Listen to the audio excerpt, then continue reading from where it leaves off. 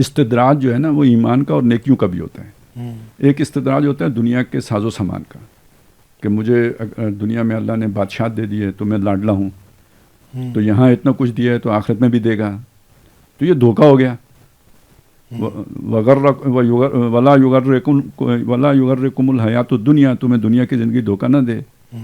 وہ جو سورہ کہف کے آخر میں جو آیت ہے, ہاں, وغرکم باللہ الغرور, اور تمہیں اس بڑے دھوکے باز نے اللہ کے بارے میں دھوکہ دے دیا ہے.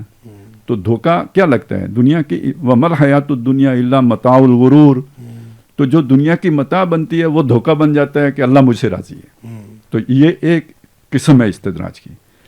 لیکن استدراج ہی کی ایک قسم یہ ہے کہ نیکیوں سے بھی آپ کو یہ دھوکہ لگ سکتا ہے کہ میں نے یہ کام کیا ہے, میں نے یہ کام کیا ہے, میں نے وہ کام کیا ہے, میں نے نمازیں پڑھی ہیں, میں تہجد گزار ہوں, تو کافی ہے. لیکن ہم یہ بتا رہے ہیں کہ اگر آپ نے اس لیول پہ جا کے کمپرومائز کر لیا ہے یا سازگاری اختیار کر لی ہے, تو یہ اصل میں اس سارے پہ پانی پھر گیا ہے. حبطت اعمالہم جو آتا ہے نا, تو وہ تو ایک اسی کیفیت کے لیے آتا ہے کہ آپ نے کسی نازک ذمہ داری سے منہ موڑ لیا تو سابقہ کیا کرائے ختم ہو گیا. اچھا, اب آ جائیں اس چیز پر کہ یہ جو اب اس جگہ پہ جا کے ہوتا کیا ہے, یعنی یہ تو اب صرف مسئلہ کسی ایک نفسانی خواہش کو قابو کرنے کا نہیں ہے جو پہلے لیول پر تھا کہ آپ نے فلانی جذبہ قابو کر لیا, فلانا قابو کر لیا, یہ کر لیا, اس کو اعصاب میں لیا, اسے ڈسپلن کر لیا. یہ اب مسئلہ نہیں ہے. اب سب سے بڑا جو آپ کا یعنی ہوتا ہے نا ارج ٹو لیو, اب تو جان کا مسئلہ ہے. آپ نے اسٹرکچر سے ٹکر لے لی ہے تو وہ تو آپ کو بلڈوز کر دے گا. آپ کیا چیز ہے اسٹرکچر کے سامنے؟ کچھ ہے ہی نہیں ہے, آپ کوئی نسبت ہی نہیں ہے آپ کی. دریا کے مقابلے میں خس و خاشاک ہیں.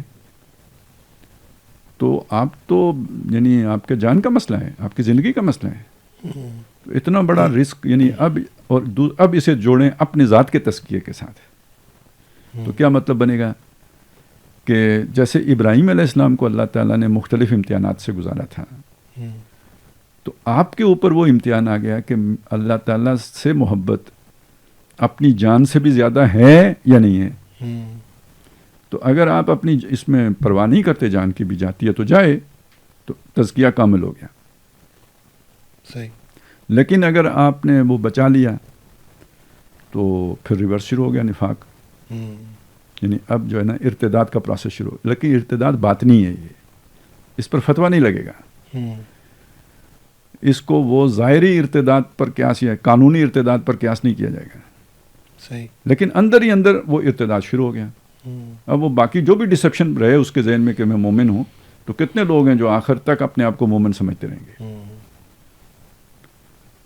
وَلَوْ صَلَّى وَصَامَ وَزَعَمَ أَنَّهُ مُؤْمِنٌ, نماز پڑھتا ہو, روزے رکھتا ہو, اس کا اپنا بھی خیال یہ ہو کہ میں مومن ہوں, تو اگر اس میں یہ صفات پائی جاتی ہیں تو منافق ہے.